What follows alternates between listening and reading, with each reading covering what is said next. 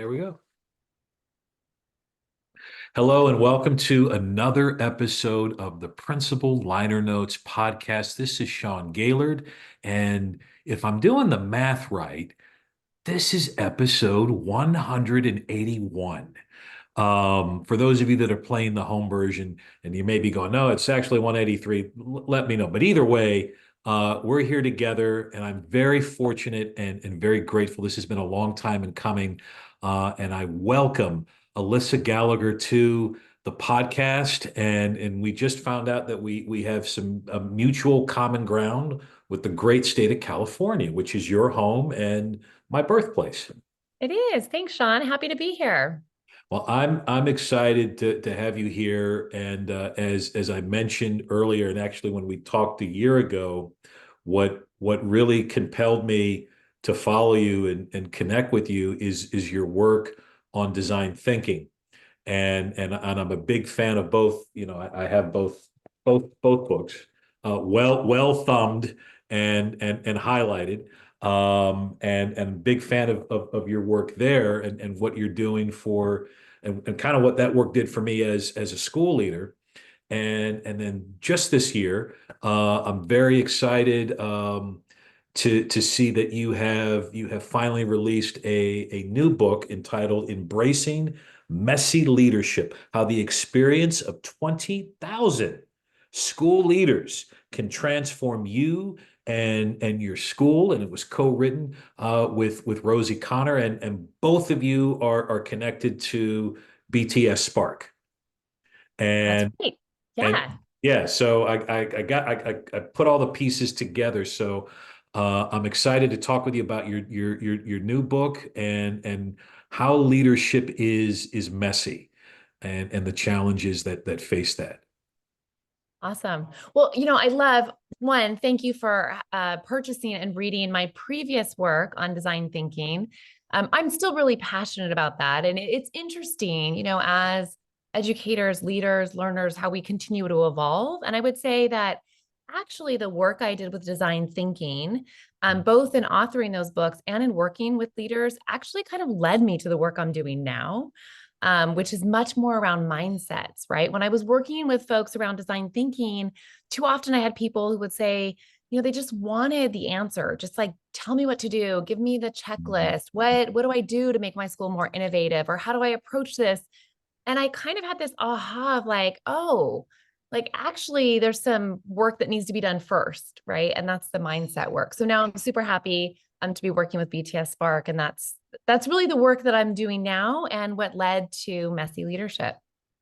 So and again, that makes perfect sense because with design thinking and again, messy in the case of your book, yes and no, and we'll get into that. But there is that notion of it's this kind of constant cycle of creativity, innovation, iteration. So and sometimes the path that you go on in design thinking is not a straight line, right? It's so I think it makes perfect sense in the course of your work there that it leads to this. So probably the biggest question that maybe folks may be asking is, did you really talk to 20,000 school leaders and who are they and where are they and how long did it take you? So maybe Yeah. that's a good start there. Yeah, no, I did not by myself speak to 20,000 school leaders. I would probably still be like immersed in those conversations. But what I did have access to, so I work for BTS Spark, as I mentioned, and I co-lead BTS Spark US. But we're a global group. And so Rosie Connor, my co-author, she actually is our global director. She's based in Australia. And our group has existed for the better part of, I want to say, just under 10 years, and have been working with school and district leaders really around leadership coaching, right? Mhm. One on one coaching, working on mindset, working on developing leadership capabilities. And all of the coaching conversations are anonymous. and confidential. However, on the back end, we have confidential anonymous notes. So we don't know the leader that was being coached, but we know the issues that the leaders are bringing into their coaching sessions. And so what we were able to do is we were able to look at the data and say, wow, we've coached over 20,000 leaders, our coaches have, globally. And we have some really rich data as a result of that to sort of dig into and say, this is really interesting. It's sort of a gold mine of data to look into the reality of, in a confidential space, what are leaders bringing to their coach? And coaching in this context is a little different than what some folks may have experienced. A lot of times, and I know what I experienced as a principal and even as an assistant superintendent was I had a mentor, right? And the mentor was very valuable. But the mentor, in some cases, wasn't always the safest space for me because they had some affiliations with my district. Maybe they were a retired superintendent or they had been a principal before, and so it wasn't totally a safe space. And so, just really interesting that we have this data. Our coaches, many have been former, educational leaders, but they're not affiliated with the districts that these leaders speak to. So it's really a safe space for leaders to have a thought partner and receive leadership coaching. So those are the leaders. So the 20,000 leaders are leaders who have been coached, not by myself, but by the coaches in our coaching group. That's so key, Alyssa, because, speaking as someone, in the school leadership realm, a lot of folks, they don't understand this. And I've talked about this in the podcast, and I've talked about this with colleagues, is that from a principal standpoint, you're the only principal in the building. You're it. There's other folks that they're like job alike things. There's different, there may be two, depending on the school size, two or three third grade teachers. There may be four or five English two teachers. And you don't have another principal to kind of vibe off of because there's personnel stuff and things that we can't always say and share and things like that. And the job requires a lot. And that investment in coaching is so key to help with loneliness, to help with imposter syndrome, to help with whatever problem of practice, because leadership is messy on a lot of levels. What, and I guess too, probably another starting point is it maybe explaining the title and unpacking messy as because it is a key acronym in the book. It is, yeah. So our goal in writing the book was to say, hey, if we now, and not to generalize, right, but if we have a pretty good sense of what leaders are struggling with, then can we also provide, not everybody has access to a coach. Then can we also provide leaders with the tools to sort of remedy these problems? If leaders are bringing these problems into the coaching session, our coaches have tools. Can we just share these tools in the book? And so that's really was our goal in writing this book, is really to provide a resource, a toolkit for leaders who, they have support already in the technical running of a school, or they know who to go to for budgeting or personnel, but they're not sure where to go for some of the more human side of leadership development needs. And that's really what we wanted to touch on. So yes, messy, like all, I don't know, just wanted to contribute a little more to the educational jargon of acronyms, right? So we put together Messy One because I do think that school leadership is really messy. I think it's maybe one of the messiest forms of leadership that I've encountered. And I've worked both in education and in the corporate side. And something about school leadership in particular is really messy. And so we really love the play on that, right? This idea as well that as leaders, we can't expect ourselves to be perfect. We can't hold ourselves to this standard when we have, multiple stakeholders and problems that are so complicated to solve. And so we wanted to capture that, like to give permission for leaders to be messy and to exist and to live in that space. So it is an acronym, and each of the letters of the acronym stands for a shift that we want to support leaders to make. So in each of our chapters, we have sort of the foundational shift, like what is a skill that leaders have now, and then an aspirational, like you can move from here to here, because it's really about mindset, mind shift work. So the M is really around meaning making. Hmm. The E is emotional connection. That was a really fun one, especially in the light of the pandemic in our rearview mirror, just really thinking about what does that mean to let down your emotional kind of veneer, your professional veneer, and be authentic and raw and real with people? How do you establish that emotional connection? And then going into the two S's, the first S is around sensing the future. How do we become more nimble in our leadership? How do we look around corners and kind of know what's coming? And then seizing momentum. One of the things I know and I hear from leaders constantly is how time poor we all feel. Hmm. And so seizing momentum is really about reevaluating our time, and rethinking and realizing that we actually have a little more freedom than perhaps we give ourselves credit for. And then the Y is probably the most important letter in the acronym because it really is around your leadership, your presence, and unpacking some of that. What gets in the way? What are the mind traps that get in the way from us showing up as our best self, right? The best version of ourself, daily. And so really trying to give leaders that space to kind of pause and reflect on themselves as a leader and their own, what do they want their signature leadership presence to be? That's a great summation, and all of those are developed throughout the book, which I really enjoyed. Um, w- when you did the study, and just kind of pulling the book together, and pulling all of these kind of thoughts and things from the coaching sessions, did you see a predominant trend? That it may have been, something that you saw in South Dakota, but man, looking at Australia, it was the same thing. Did you see kind of like a global, because I know BTS Spark is a global company, so did you see like a global trend that was sharing all of these school leader experiences together? That's a great question. We went into this. So we have three, actually now four. We've broken Canada apart from the US. So we actually have four hubs. We have Australia, the UK, US, and now Canada.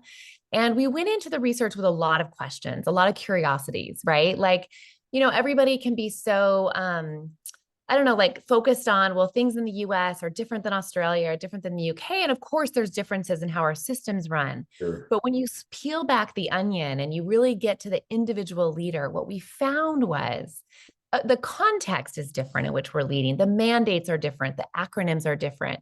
But at the core, we did not find any differences that were statistically significant among the regions. Now, remember, when I say we're stripping back the layers, we're now talking about leadership development. So we're kind of like taking away, whatever bureaucracy you exist in and taking away the mandates and the focus of the work, but like really what are the leadership struggles? And that's how we identified.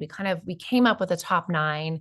Why we didn't go to 10, I guess there wasn't a clear 10. I don't know. We didn't want to be like Jay Leno and have our top 10. Um, but they really resonate. And I think more than anything, what I want leaders to feel when they read this is I want leaders to feel seen. Mm. You mentioned it yourself saying like when you're a principal, like you have colleagues. And I remember like meeting for happy hour. I'd see them at our weekly admin meeting. And we were great at connecting and sharing, but somehow I still like had this question like, am I the only one that is scared to have this conversation I need to have? Mhm. Or, am I the only one that feels like I am working 24 hours a day and I'm still behind and I still haven't done what my superintendent is expecting of me? So I kind of was plagued with all of this. And so by identifying and sharing these, that's what we really want. I guess some reassurance of like, it's part of the gig. Leaders globally are struggling with these things. Yes, it is, and I love the reference to gig being a musician, because it is. There's just certain things that are a part of that. Um, what was something, that you found in your conversations and your research of the book, that you saw, um, that maybe validated some of your questions, or showed, okay, wait, well, we are heading in the right direction, maybe in some cases, or we're not. Was there anything that, Yeah. that kind of validated a thought or hypothesis? Yeah, when I look at the top 9 areas that leaders really struggle that they're asking for support in. Some of them were very validating. One, I think I felt validated like personally, like, wow, this resonates with my experience.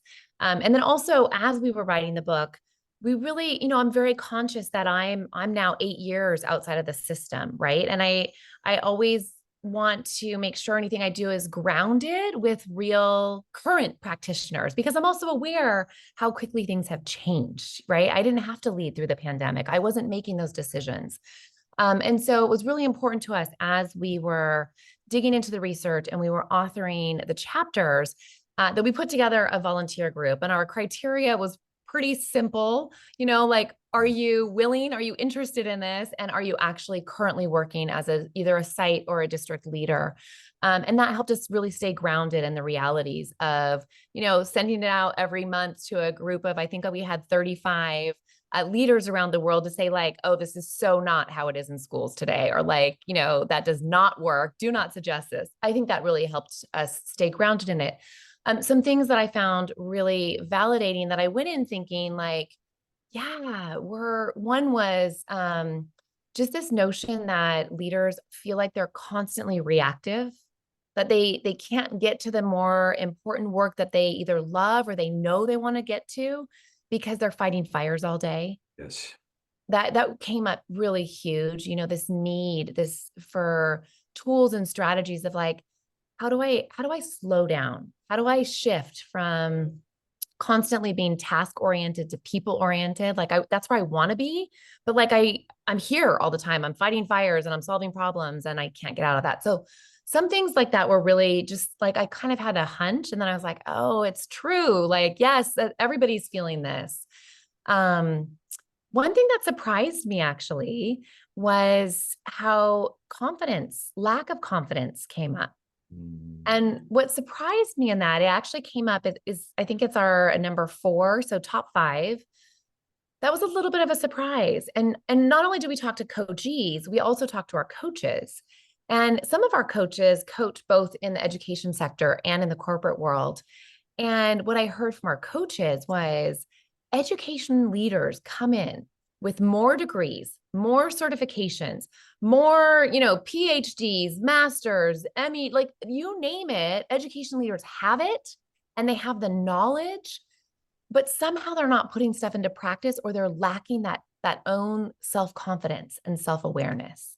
So that was kind of a surprise to me, right? That you're right. We're probably like when I say we, and I'm putting myself in that group of like education leaders, we're a really educated group with certifications and degrees. And yet there's some really simple leadership tools that I think and areas that I think we struggle with, and part of that I think is partially just as an education system.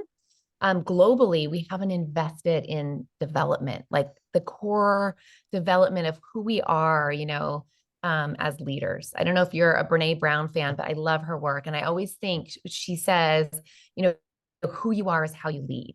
And I don't feel that we've poured into who our leaders are to help them really develop as a leader. I think a lot of leaders see the need, but they have to go out and find it themselves.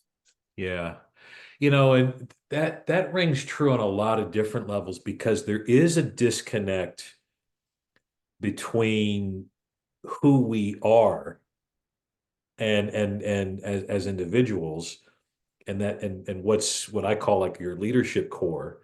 And that leadership core is filled with your values, your belief system, your knowledge, degrees, background. But then sometimes that's violated or rumbled a little bit when it comes to practicing or implementing new ideas and you get into all the change leadership things. But I think it is important we maintain truth to who we are.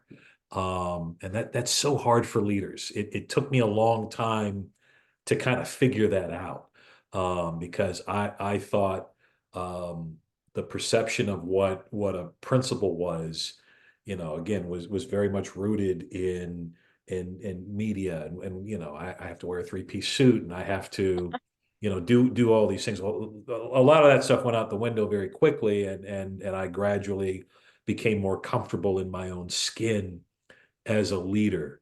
and being authentic to myself and my core. But that's hard for leaders. It really truly is. School leaders, especially. Um, I would say, Yeah. um, big time, big time. So that you really spoke to my heart on that one, because I know many leaders wrestle with our persona, our self, the expectations that are kind of forced upon us, and I've seen a lot of leaders unfortunately burn out. You know, Boy, that's a true story right now, isn't it? yeah. And in having a conversation with some folks at AASA, the Superintendents Association, I think year on year they're looking at 30 to 35% retirement turnover at the superintendent level. And that's important because that's an indicator, right? We know that everything gets backfilled, right? So who's going to fill those seats? Well, they're going to come from site level or district level, and who's going to fill those? And we don't have enough people going into school leadership. And I think part of it is because we've created these positions, whether it's principal or central office or superintendent, we've created these positions to become larger than life that I think people look at those of us in leadership positions and say, no, thank you. Like that does not look like a job that I want to do, And so part of that, I think, is in messy leadership is thinking about how we can recalibrate a little bit, that we don't have to. I remember my first principal job, I literally thought I had to be the first person in the parking lot and the last to leave, and we send that message and that's not sustainable. That's not healthy. And so, how can we co-create, co-collaborate, co-lead, is part of our M chapter, but, really just rethinking what school leadership is and making space for, we all got in this for the love of educating students, right? For the love of getting back. And a lot of times I see that love gets lost, or squelched a little bit, given just the sheer volume. During COVID, nobody signed up to work for the CDC and measure spaces, and nobody signed up for some of these things that we find ourselves doing. And so how do we do those but still stay true to what we love about leadership in schools? You know, if you could wave a magic wand, and and I know you touch a little bit on this on the book, just in terms of looking down the line, and I really appreciate your visionary lens in your work. You're very much a visionary.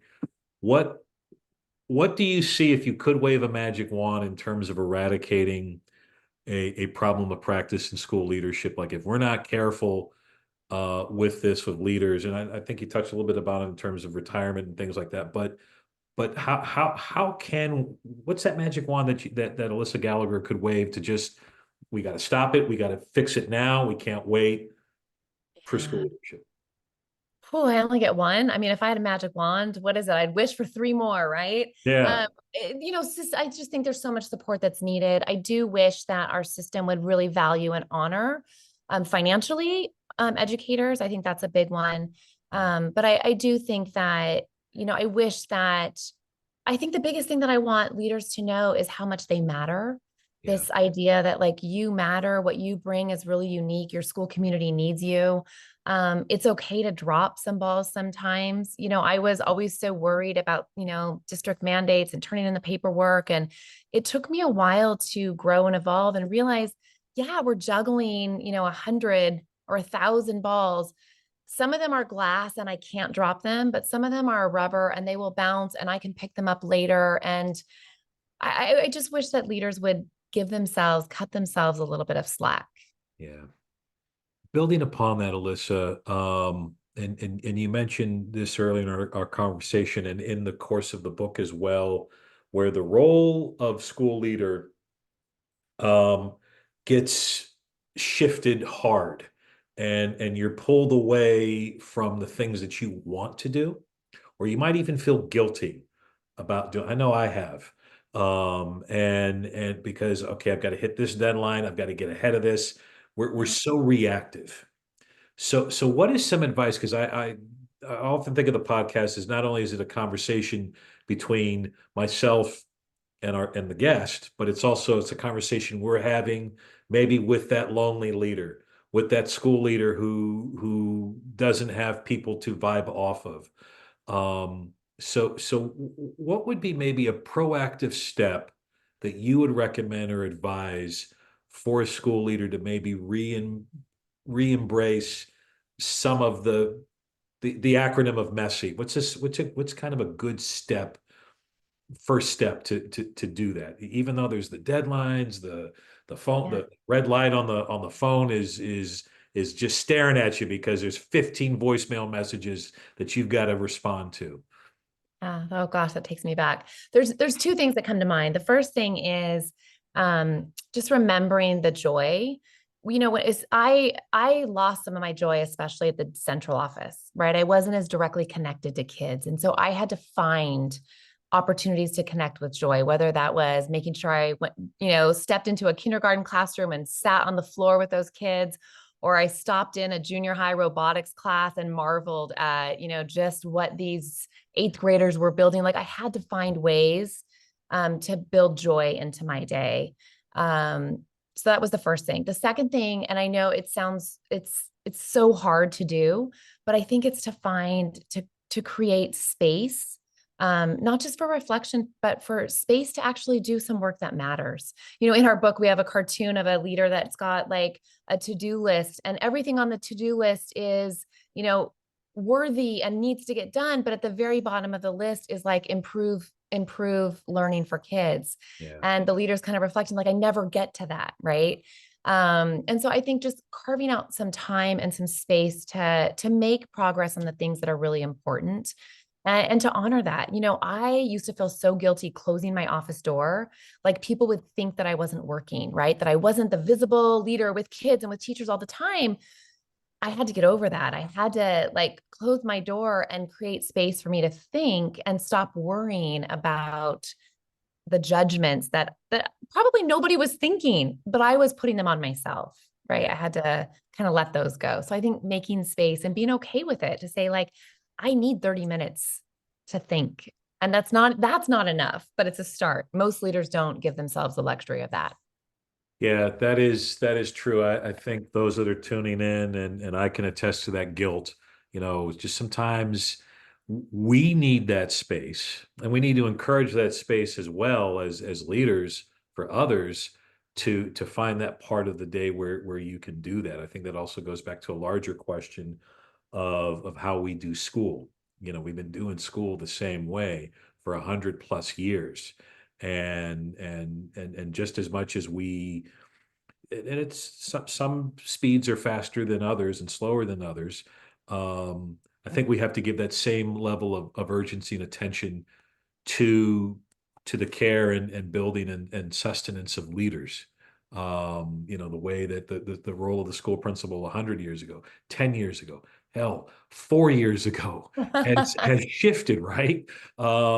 And is continuing to shift as we go forward.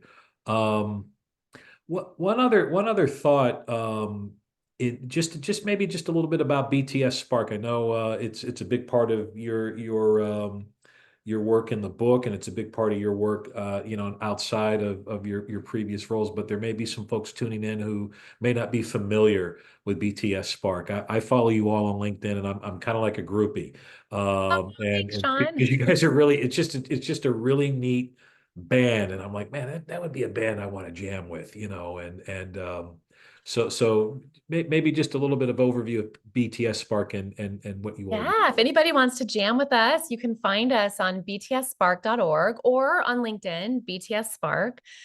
We're a not-for-profit group focused solely on supporting school and district leaders. So we provide a lot of free support. We provide monthly webinars. We provide content on LinkedIn, really working to share resources through our book. We also connect folks up with coaches. So we do one-on-one coaching. We put together small groups of coaches. So if people are looking more for, job-alike coaching, but really our goal is to shift the thinking around coaching. For in the corporate world, coaching is seen as an investment. If you're a high potential leader, your company is investing in you. They're getting you a coach. They're going to help you be the best leader you can be. And I'd love to see us get to that in education. I often joke that, I'm on a mission to make sure every leader in North America has a coach. So I've got great job security. But I think it's that important that we provide support to our leaders. It's a tough gig, and we could all use the support. So btsspark.org. Well, count me in to help however I can with that vision to make sure that every leader has a coach because that's so important. It's essential to the gig, and I really honor the work that BTS Spark is doing. And you mentioned webinar, and I know that this podcast, as we're recording it Friday, the 31st of May, I'm gonna put out soon. But for those that are listening between now, there is a webinar that's coming up that you're hosting. There is. Thank you. It is Wednesday, June 5th, 9 a.m. Pacific, 12 p.m. Eastern. If you want, sign up for it. Even if you can't attend, we'll make sure to email you the recording, and we'll share a tool, at least one tool for every letter in the acronym, to help you, find that space to dive into the mess and lead differently. Yeah, btsspark.org is where you can sign up for that. I know I did. Like I said, I stalk you guys. I was on LinkedIn. I'm like, oh wow, that's Thanks, Sean. yeah. So I signed up. I'm excited. I'm excited to catch that. If not live, I'll definitely catch the recording. So I look forward to that. And then if I'm also not mistaken as well, Alyssa, you you're are you keynoting? You getting ready to go do a conference someplace? I've Maybe. done a few. I will be at the ASCD one, but that's not until the fall. So I'm taking a little break over the summer. Yeah, you've got some family time and Too. some mom Ubering. Some free mom Ubering. Yes, no tip, not even a star, right? Not even 5 stars. I don't even No. give you 5 stars. I can attest to that. So, Alyssa, in addition to btsspark.org, how can folks follow you, connect with you, track down your book, all of your work, and connect and learn and grow with you? Yeah, probably the easiest is LinkedIn, Alyssa Gallagher, just on LinkedIn. And I love connecting with folks there. Awesome.